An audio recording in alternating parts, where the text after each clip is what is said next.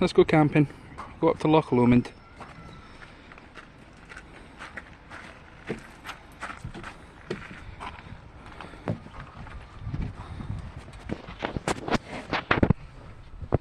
Alright, are you looking forward to camping? No? You don't really care? As long as you've got your tablets and your phones? Alright then.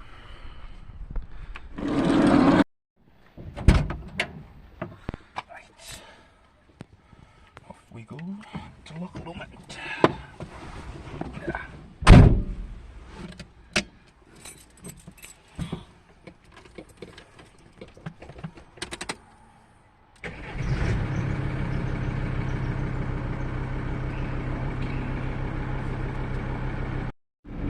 Oh, what a lovely evening, lovely day for a drive. So quiet. We're nearly there, nearly up at Loch Lomond. Really? Stop! Pexy, well, that's my space. Get in my space. That's no! Really? Girls, what's happening? No! What are these kids doing? What are these kids doing? Wait, what's happening? What's going on here? What's going on? Why are you fighting? Why don't you just play on your phones? We would, but there's no internet. Stop it! Oh god, I don't know. Oh no.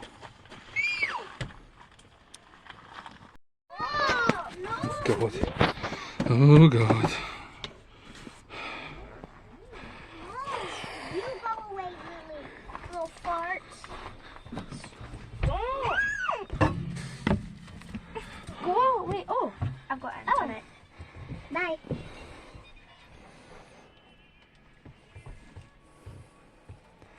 Problem solved. Hey everyone, and welcome to another video from Journeys with Hamish. So as you can probably tell from our little video previously there, we are talking about what we do for internet in our van, or what we're planning to do for internet in our van, I should say. So when we go away, we do like everyone else usually does, and we use our phones for data. But as you'll probably know, sometimes you can go to campsites or festivals even, and sometimes just when you're wild camping, and you're not always going to have data on your phone to be able to use it or share it or make it a hotspot so you can watch your TV or check your emails and things like that. So what we decided to do is find a way that we could, make this a little bit easier on us, and with the two kids in the car who are in the van that are constantly wanting to play on their phones, Snapchat, Instagram, keep in touch with everyone, all this wilderness around them, and they want to go and still just glued to their phones. We need to see what we could do to eradicate this. So by looking online, doing some research, other YouTube videos, other YouTubers who have had the same sort of issue, mostly van lifers who are obviously living in their vans, because I thought they were the ones that would need the internet more than anything. So I've watched a lot of van life videos to see what they're using on their daily basis, and what a lot of them seem to be using is this NetGear NightHawk M1 gigabyte LTE mobile router. So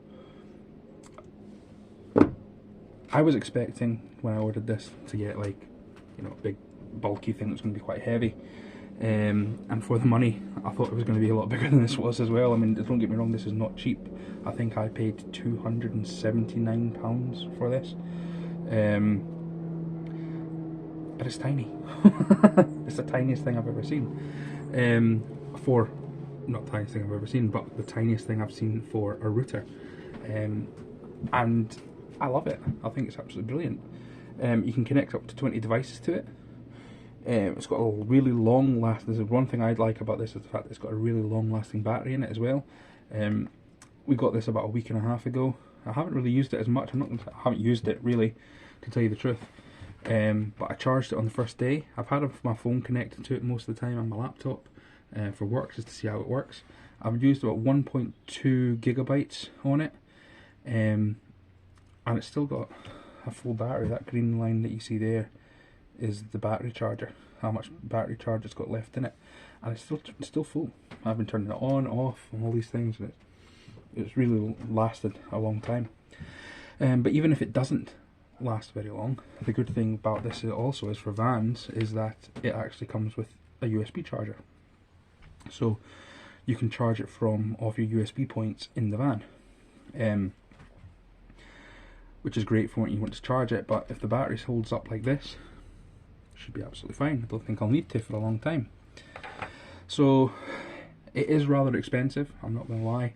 You can go online and you can get from Amazon. I think we had a Huawei one before, but it was a bulky thing. It was quite bulky, it was about that big. But the problem with that was it needed to be connected to a house 240 volt. So we used to take it sometimes up to the cabin, or if my friend was in a caravan, and we go away to the caravan for the weekend, and just to give us Wi-Fi there in the caravan. But not really great if you're using it in the van, unless you're constantly going to campsites where you can hook up to mains power, or if you have a really decent inverter with loads of solar panels and batteries that you could leave it running constantly. Or I suppose if you're quite conservative with it, you could just unplug it and use it that way as well. Those ones are a lot cheaper, a lot cheaper. But I thought, if I'm going to go for something that's going to have a bit of quality and it's going to do as well, why not splurge a little bit of money?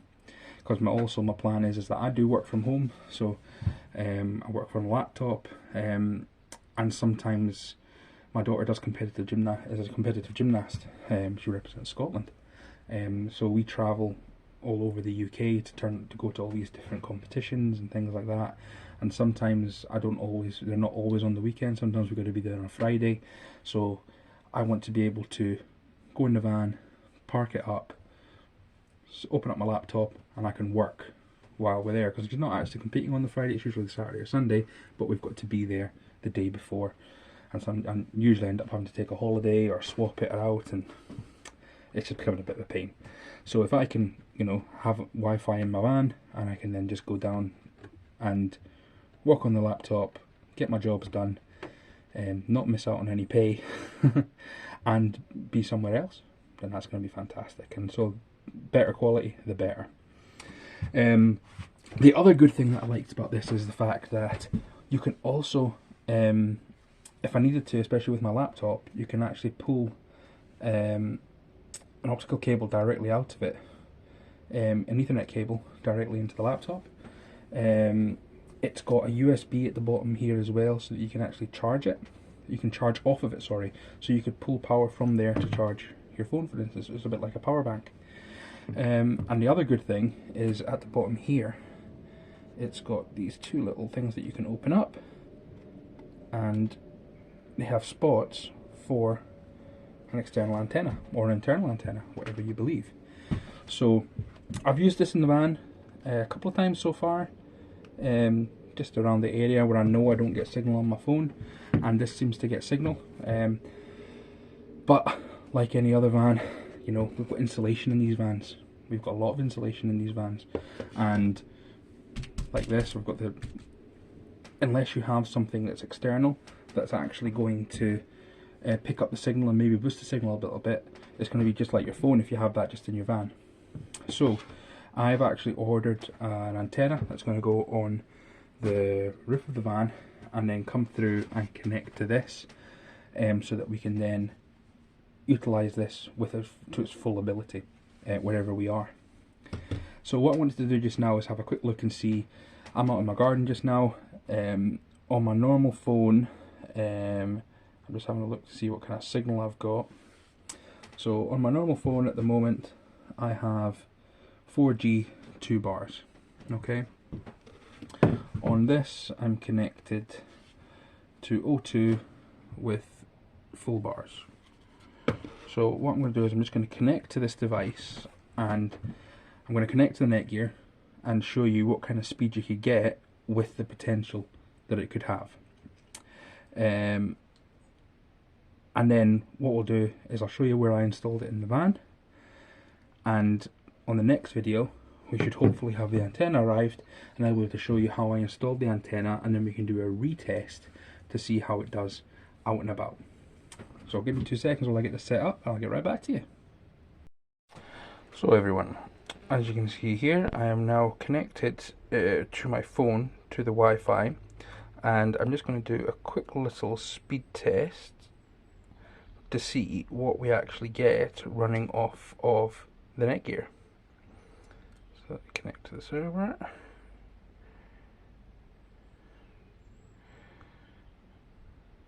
Taking a little bit longer than it should. There we go. So this is it, just connected directly to the NetGear, and running just a normal test off of it, a speed test off of Google. So not too bad. So download speed 12 to 13, 12.5, and upload speed, wow, upload speed is 14.5. So let's do another test just to verify now that it's kind of heated up, because I just connected it. But 12.5 download speed isn't bad at all. I mean, you can watch Netflix on that, you can watch YouTube videos, Facebook, all those kind of things. And the upload speed's pretty good as well. So for all those van lifers that are out there doing their YouTube videos and need to upload documents and all this kind of stuff, that's really, really good.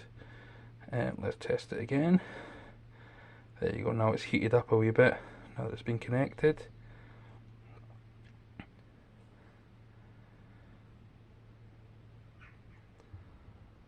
So download speed of 14.3 and an upload speed is pretty much between the 14 range, 14.4, 14.6.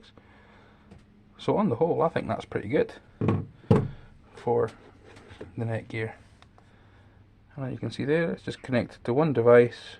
That's my device connected, and I've used an extra 0.1 gigabyte since we last checked there. Full charge, looks pretty good, can't complain. Let's go and put it in the van so I can show you where I've got it in the van, and then what my plans are when we get out there. So guys, here we are in the van, and this is where I have placed the...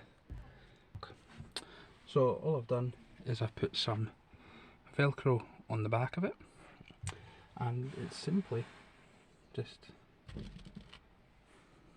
sticks up on the wall.